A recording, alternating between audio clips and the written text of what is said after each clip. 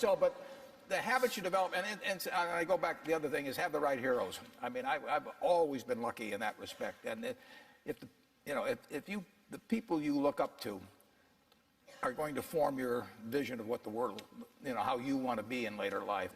And I'll give you two pieces of advice. I'd invest as much in myself as you can. I mean, you're your own biggest asset by far. I mean, you've got all kinds of potential. All the people in this room, you're lucky to be in this country, gotten a good education, but most people go through life using up a very, very small part of their potential. And so anything you do that invests in yourself,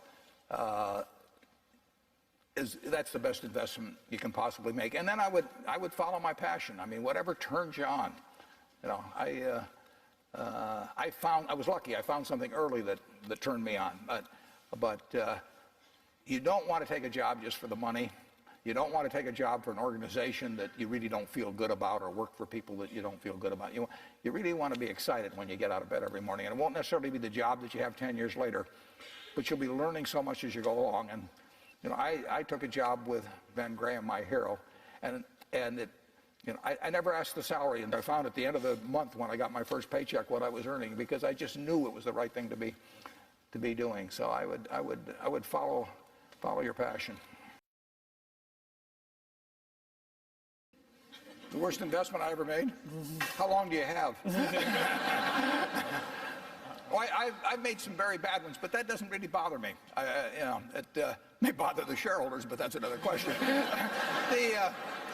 You're going to make mistakes in life. I mean, there's no question about it. You don't want to make them on the big decisions, who you marry and some things like that. So there's no way I'm going to make a lot of business and investment decisions without making some mistakes. I may try to minimize them. I don't dwell on them at all. I don't look back. The biggest mistakes are the ones that actually don't show up. They're the mistakes of omission rather than commission. We've never lost that much money on any one investment, but it's the things that I knew enough to do that I didn't do. We have missed profits of as much as maybe $10 billion in things that I knew enough to do and I didn't do. Now, the fact I didn't buy Microsoft way back is not a foregone opportunity, because I didn't know enough to make that decision. But there have been other investments where I did know enough to make the decision, and for one reason or another, I either didn't do it at all or I did it on a small scale. I was sucking my thumb when I should have been writing checks, basically. And those don't show up. There's no place where it shows missed opportunities, but I've missed some big ones. The triumphs in life are partly triumphs because you know that everything isn't going to be a triumph.